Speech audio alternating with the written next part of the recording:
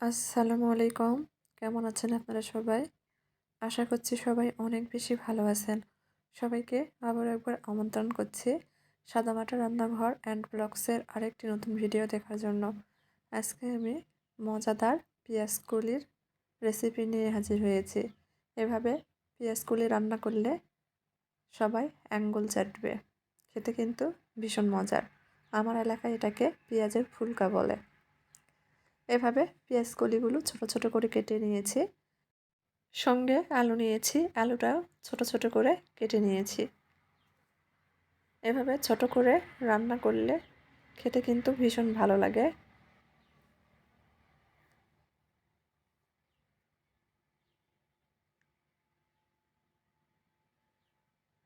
যারা ভিডিও দেখছেন তারা প্লিজ ভিডিওর প্রথমে একটা লাইক দিয়ে পুরো ভিডিও দেখার চেষ্টা করেন। তো চলেন দেখি তৈরির পুরো প্রস্তুত প্রণালী আপনাদের মাঝে শেয়ার করি। চুলার পর প্রথমে ফ্রাই প্যান বসে দিয়েছি। দিয়ে দিচ্ছি 1.5 টেবিল চামচ মতো তেল। তেলের মধ্যে ছোট সাইজের একটা পেঁয়াজ কুচি দিয়ে দিচ্ছি।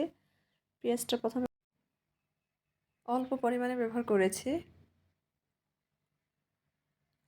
দিয়ে দিচ্ছি এলাচ, কালো এলাচ, দারুচিনি কয়েক সেকেন্ড ভেজে নিয়েছি। পেঁয়াজ যখন নরম হয়ে আসবে ঠিক এই পর্যায়ে দিয়ে দিচ্ছি স্বাদ মতো লবণ, হাফ চামচের চেয়ে একটু বেশি পরিমাণ হলুদ গুঁড়া, আর 1.5 চামচ মতো গুঁড়া মরিচ, হাফ চামচ ধনিয়া গুঁড়া, হাফ চামচ ভাজা জিরার গুঁড়া, আর 1 চামচ মতো আদা রসুন বাটা।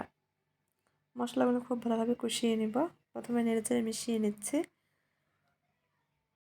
পরিমাণ মতো পানি দিয়ে মশলাটা খুব ভালোভাবে কষিয়ে নিব। মশলা থেকে তেল ভেসে ওঠা পর্যন্ত কষিয়ে নিচ্ছি। আজকের এই পেঁয়াজকলি রান্নাটা আমি কোয়েল পাখির মাংস দিয়ে রান্না করছি। এখানে 2টা কোয়েল পাখি ভালোভাবে কেটে ধুয়ে পরিষ্কার করে নিয়েছি। এখন মাংসটা দিয়ে দিচ্ছি। মুরগির মাংস বা ছিলকা চামড়া দিয়েও কিন্তু অথবা ডিম দিয়েও কিন্তু এই পেঁয়াজকলিটা রান্না করা যায়, খেতে ভীষণ ভালো লাগে। আমি কোয়েল পাখি দিয়ে রান্না করে দেখিয়ে দিচ্ছি। মশলার সঙ্গে মাংসটা খুব ভালোভাবে কষিয়ে নিব। খুব ভালোভাবে কষিয়ে নেওয়া হয়ে গেলে পরিমাণ মতো পানি দিয়ে দিচ্ছি। এই পানিতেই কিন্তু মাংসটা ভালোভাবে সিদ্ধ হয়ে যাবে, রান্না হয়ে যাবে। খুব ভালোভাবে বলক চলে আসছে। অপেক্ষা করব পানিটা পুরোটাই শুকিয়ে আসা পর্যন্ত, মাংস থেকে তেল ভেসে ওঠা পর্যন্ত। মাংস থেকে তেল ছেড়ে দিয়েছে। এই পর্যায়ে এখানে মাঝারি সাইজের একটা পেঁয়াজ কুচি আর কয়েকটা কাঁচামরিচ ফালি দিয়ে দিচ্ছি। এখানে বাড়তি আর কোনো মশলা ব্যবহার করব না। মশলার মধ্যে পেঁয়াজ মরিচ আবারও ভাজা ভাজা করে নিচ্ছি। ভাজা ভাজা করে নিয়েছি। মাংসটা উঠিয়ে নিচ্ছি। উঠিয়ে সাইডে রেখে দিয়েছি। এখন খুব ভালোভাবে মশলার সঙ্গে পেঁয়াজ মরিচটা একটু কষিয়ে নিচ্ছে।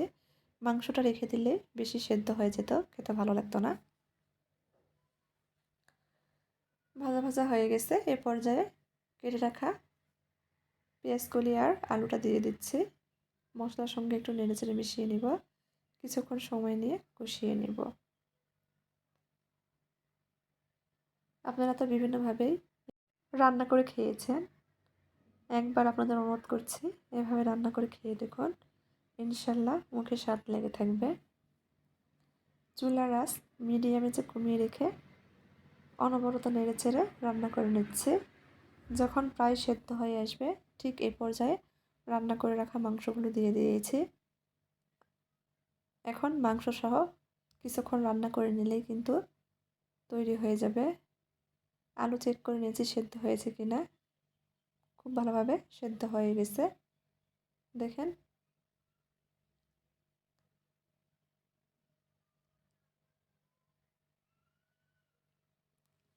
রান্না হয়ে গেছে, চুলাটা বন্ধ করে দেব। পরিবেশন করে নিচ্ছি।